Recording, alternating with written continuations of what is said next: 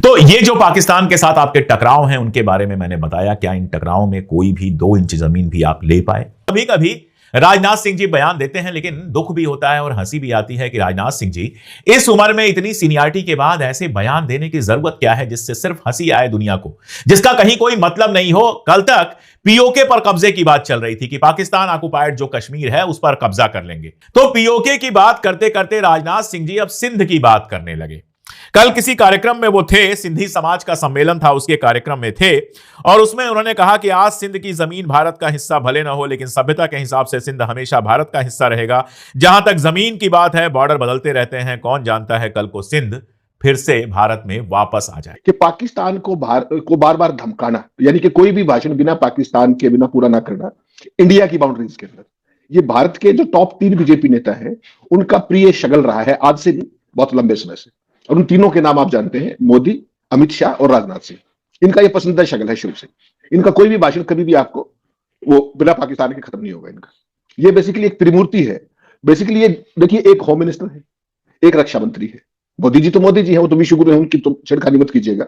ये दो, एक होम गुरु, वो अपने होम मिनिस्टर और दूसरा डिफेंस मिनिस्टर। और घुसपैठियों की बात जिस तरीके से ये बिहार में कर रहे थे, तो घुसपैठ तो रोक नहीं सकते, आतंकवादी हमले रोक नहीं सकते, ऑपरेशन सिंदूर पूरा कर नहीं सकते, उसके बावजूद क्रिकेट खेलने जरूर जाते हैं।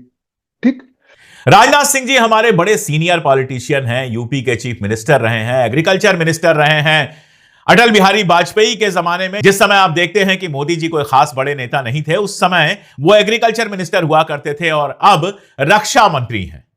अब देखिए, राजनाथ सिंह जी रक्षा मंत्री होने के बाद कभी कभार बयान देते हैं इंटरनेशनल मसलों पर।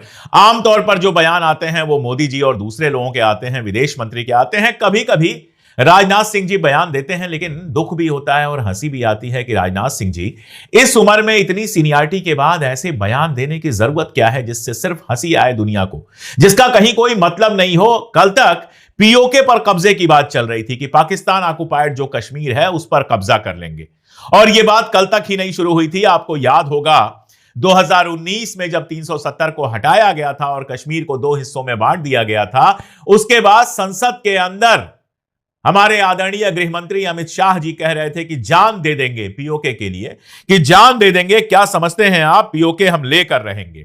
उसके बाद 15 मई 2024 को एनडीटीवी पर एक बयान दिया था अमित शाह जी ने, उसमें भी कहा था कि पीओके हमेशा भारत का था, हम उसे वापस लेंगे, पाकिस्तान के पीओके विरोध भारत की नीति का परिणाम है, वगैरह वगैरह।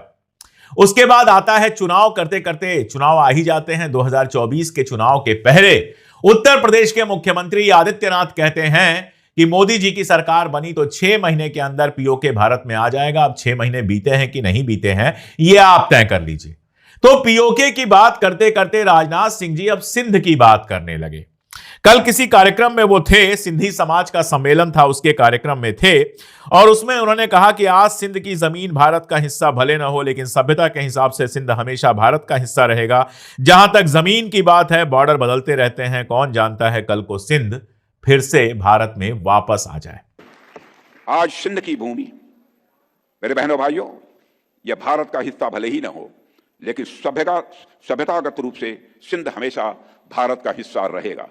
और जहां तक जमीन की बात है, तो बॉर्डर्स तो बदल सकते हैं, क्या पता कल को सिंध भारत में फिर से वापस आ जाए। एक सेकंड के लिए जरा पाकिस्तान का नक्शा देख लेते हैं, उसमें सिंध को देख लेते हैं और ये देखते हैं कि सिंध अगर भारत में वापस आ जाएगा तो कहां से जुड़ेगा, जो रास्ते में स्टेट्स हैं उनका क्या होगा। देखिए, पाकिस्तान भारत से बट के बना था, इसमें कहीं कोई दो राय तो है नहीं। यह कोई ऐसी नई बात तो है नहीं कि बताई जाए कि पाकिस्तान और भारत 2 मुल्क बने थे, भारत का बंटवारा हुआ था, ये आप लोग जानते हैं। बहुत सारे मुसलमान इधर से उधर गए थे, बहुत सारे हिंदू उधर से इधर आए थे, जिसमें सिंध के हिंदू भी शामिल हैं। कुछ दिनों पहले की बात है, 3-4 साल पहले की बात है, या और कम वक्त हुआ होगा। मैं भोपाल गया हुआ था, वहां कांग्रेस ने सिंधी समाज का एक सम्मेलन किया था, मैं उसमें मुख्य अतिथि था, वहां भी लोगों से बातचीत हुई थी। तो जाहिर है लोगों को सिंध के किस्से, सिंध की कहानियां, सिंध से निकलने की कहानियां याद हैं और लोग इमोशनल होते हैं, जो बहुत नॉर्मल है। कोई भी सिंधी जब सिंधी में बात करता है अपने किसी साथी से, अपने किसी रिश्तेदार से, तो सिंध जिंदा हो जाता है वहां पर। और सिंध से बिखरने के बाद जो सिंधी समाज है वो देश भर में अलग अलग हिस्सों में बसा मेहनती समाज है, बिजनेस वाला समाज है, मेहनत करके अच्छी जगहों पर पहुंचा, शानदार बिजनेस है। और आज भारत के अंदर जो सिंधी कम्युनिटी है वो अच्छी खासी कम्युनिटी है, अच्छी खासी पैसे वाली, रुतबे वाली कम्युनिटी है, जिसको समाज में अपनी तरह का सम्मान हासिल है। ये सब हम जानते हैं। ये कोई ऐसी बात नहीं है जो नया तरीके से बतानी पड़े, लेकिन बंटवारा हो चुका है। सही या गलत, बंटवारा हो चुका है। पाकिस्तान अब एक खुद मुख्तार मुल्क है। वैसे ही जैसे हिंदुस्तान एक खुद मुख्तार मुल्क है, नेपाल एक खुद मुख्तार मुल्क है, भूटान एक खुद मुख्तार मुल्क है, और पाकिस्तान का भी बंटवारा हुआ और बांग्लादेश जो बना वो एक खुद मुख्तार मुल्क है। आज पाकिस्तान के अंदर कोई खड़ा होकर कहे कि बांग्लादेश एक बार फिर से हमारा हिस्सा होगा, तो बांग्लादेश में उसकी क्या प्रतिक्रिया होगी आप अच्छी तरह से समझ सकते हैं। कश्मीर पर विवाद है, किसी जमाने में हैदराबाद पर भी विवाद था। आज कोई पाकिस्तानी नेता खड़ा होकर बोले कि हैदराबाद को हम अपना हिस्सा बनाएंगे, हैदराबाद एक बार फिर से पाकिस्तान में शामिल होगा, नक्शे बदलते रहते हैं, तो हमको आपको कितना बुरा लगेगा, भारतीय नेतृत्व को कितना बुरा लगेगा, भारत की सेना को कितना बुरा लगेगा, भारत के प्रधानमंत्री को कितना बुरा लगेगा, विपक्ष के नेता को कितना बुरा लगेगा, यह बताने की जरूरत नहीं है। दूसरी बात कि क्या वाकई आप कब्जा कर सकते हैं? आपकी प्लानिंग है? अगर प्लानिंग है तो 11 साल में आपने पाकिस्तान की कितने इंच जमीन पर कब्जा किया है, यह जरा आपको बताना चाहिए। 2 बार आप हमला कर चुके हैं।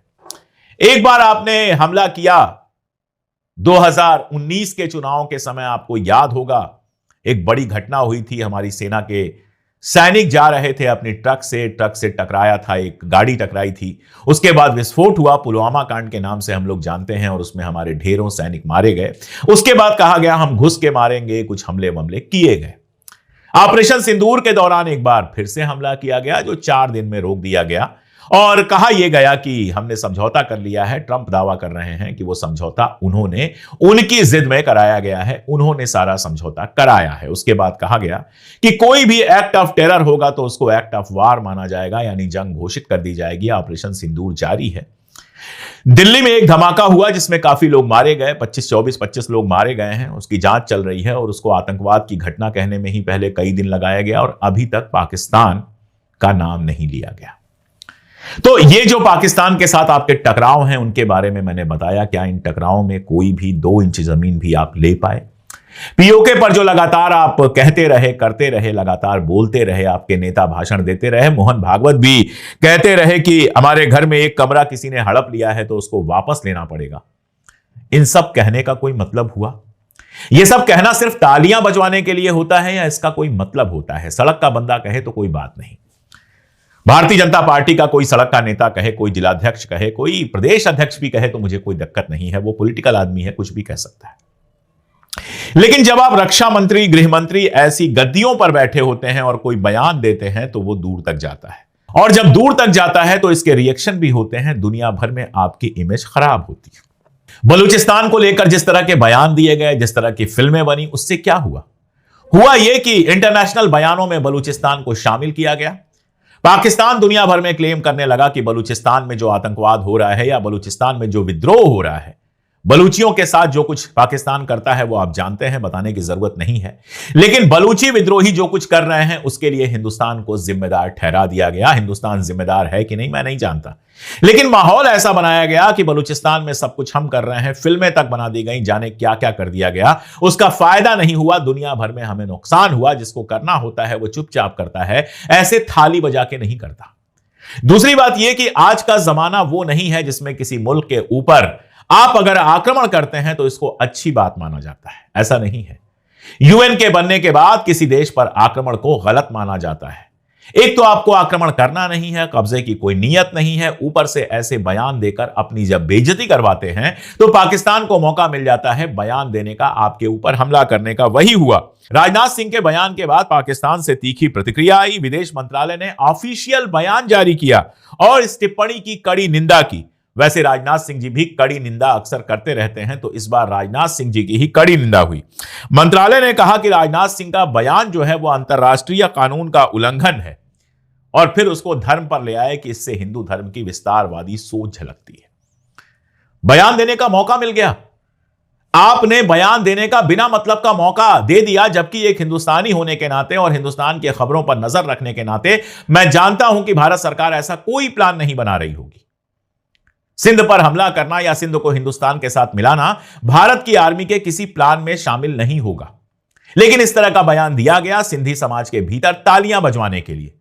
तालियां बजी, हॉल में आप खुश हो गए, लेकिन इस बयान की गूंज बाहर तक पहुंची। पाकिस्तान ने इसकी मजम्मत की और अब वो अंतर्राष्ट्रीय मंचों पर कह सकता है कि देखिए, भारत की नीयत तो हमारे टुकड़े टुकड़े करने की है, भारत की नीयत तो बलूचिस्तान में खराब है, भारत की नीयत जो है वो सिंध में खराब है।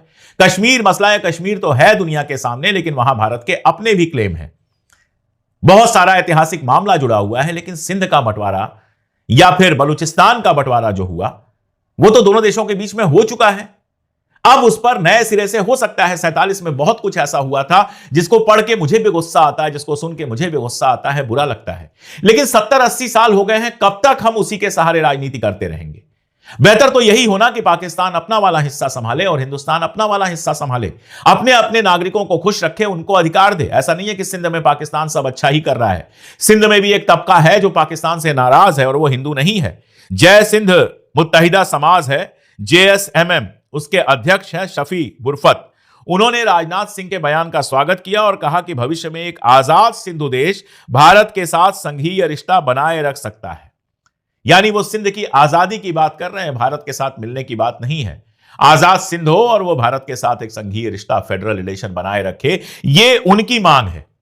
लेकिन ये पाकिस्तान के भीतर का मामला है। इस तरह के विद्रोह जो हैं वो पाकिस्तान के भीतर के मामले हैं और अंतर्राष्ट्रीय नियमों के अनुसार जब हम पाकिस्तान के भीतर के मामलों में इस तरह से हस्तक्षेप करते हैं या पाकिस्तान के किसी हिस्से को मिलाने की बात करते हैं तो बेकार में, बिना किसी चीज के, हमको सिंध की 1 इंच जमीन नहीं मिली है ना, उसके लिए हम कोई कोशिश कर रहे हैं, लेकिन बिना मतलब के दुनिया भर में बदनामी का सबब बन जाते हैं ऐसे बयान।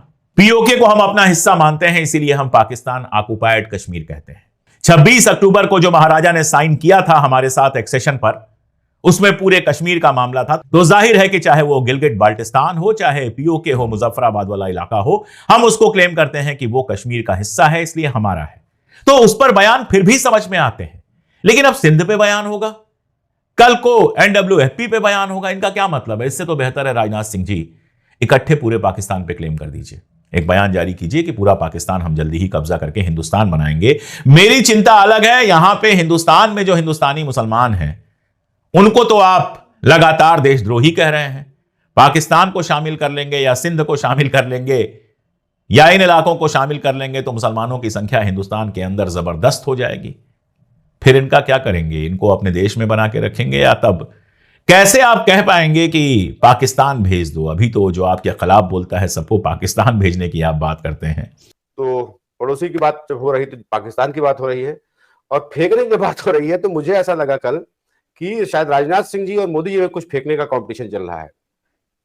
कल राजनाथ सिंह जी एक किसी सिंधी कार्यक्रम में बोल रहे थे और उन्होंने सिंधियों के कंट्रीब्यूशन को बताया और उन्होंने कहा कि जो सिंध प्रांत है वहां पे बहुत सारे सिंधी रहते हैं और वहां हिंदू कम्युनिटी रहती है और वो किसी दिन मतलब हो सकता है कोई भारत का हिस्सा बन जाए। सीमाएं बदलती रहती हैं, सीमाएं बदल भी सकती हैं। 2 बातें हैं सर। एक तो ये जो लंबी लंबी फेंकने की आदत है, कुछ दिन पहले POK भी ला रहे थे राजनाथ सिंह जी, अब सिंध ले आ रहे हैं। सिंध बड़ा प्रांत है वहां का। 2 बातें हैं सर। एक तो आप ये ठीक है, आप वोट के लिए और कुछ भी आप फेंकते रहिए, लेकिन होता क्या है कि भारत की एक विदेश नीति होती है। भारत की विदेश नीति कभी भी विस्तारवादी नहीं रही है।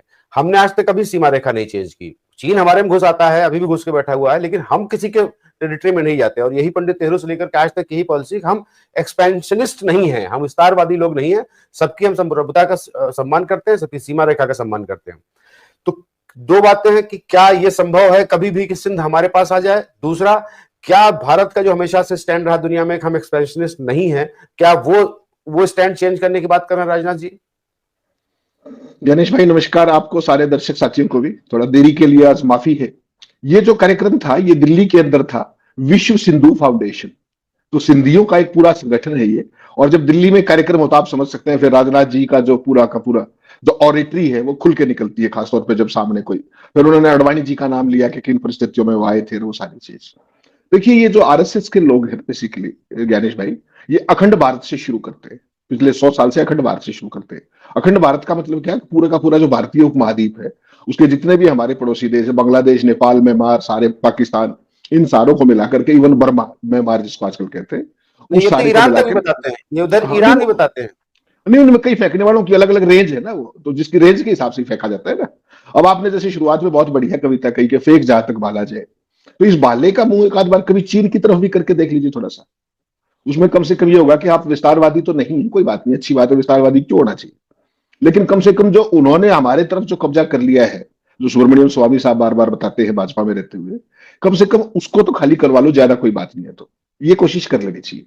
बेसिकली ज्ञानेश भाई, एक मोटी बात समझनी पड़ेगी कि पाकिस्तान को बार बार धमकाना, यानी कि कोई भी भाषण बिना पाकिस्तान के बिना पूरा ना करना इंडिया की बाउंड्रीज के अंदर, ये भारत के जो टॉप 3 बीजेपी नेता है उनका प्रिय शगल रहा है, आज से नहीं, बहुत लंबे समय से।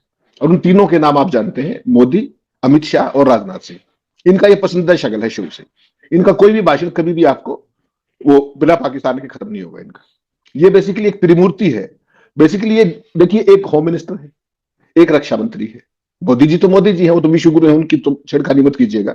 ये दो, एक होम गुरु, वो अपने होम मिनिस्टर, और दूसरा डिफेंस मिनिस्टर। और घुसपैठियों की बात जिस तरीके से ये बिहार में कर रहे थे, तो घुसपैठ तो रोक नहीं सकते, आतंकवादी हमले रोक नहीं सकते, ऑपरेशन सिंदूर पूरा कर नहीं सकते, उसके बावजूद क्रिकेट खेलने जरूर जाते हैं, ठीक। लेकिन जनता को व्यस्त रखने के लिए सनसनीखेज जो ये अंतरराष्ट्रवाद की जो चूर्ण है, इसकी रह रह करके बीच में डोज चखाते रहते हैं भक्तों को। जैसे ही राजनाथ जी ने बयान दिया, पूरे राइट विंग को, क्योंकि खबरों का मंदा है, एक जस्टिस सूर्यकांत की शपथ के अलावा संघी भाइयों के पास आज कोई काम नहीं, तो उन्होंने राजनाथ को, मोदी जी को भूल गए कि वो दिल पे ले जाएंगे इस बात को, उन्होंने राजनाथ को विश्व गुरु बनाना शुरू कर दिया। सुबह से जुटे पड़े भूखे प्यासे, एक आदमी तो रोटी भी नहीं खाई, लगे पड़े हैं। हाँ, भारत का अब तो मौका आ गया, अखंड भारत का, और क्यों नहीं होना चाहिए सिंध प्रांत और ये सारी चीजें। तो बयानवीर के मामले में कोई राजनाथ जी का कोई सानी थोड़ी है, उनका थोड़ा सा वक्त टेढ़ा मेढ़ा चल रहा है कि अमित शाह उनसे ऊपर आ गए, बाकी तो सीनियर तो वो मोदी से भी, पार्टी प्रेसिडेंट रहे, सारी चीजें। तो बेसिकली इनकी लफाजी के चक्कर में पाकिस्तान ने एक स्ट्रॉन्ग ऑब्जेक्शन भेजा है कि आप इस तरीके के प्रोवोकेटिव स्टेटमेंट्स बंद कीजिए अपने, और उन्होंने नॉर्थ ईस्ट में दिखाया है, इशारा किया है कि आप नॉर्थ ईस्ट में क्या कर रहे हैं। विदेश मंत्रालय ने बाकायदा बयान जारी कर दिया है पाकिस्तान के, वो स्वाभाविक भी है, वो दो देशों के बीच में जो भी चीजें होती है।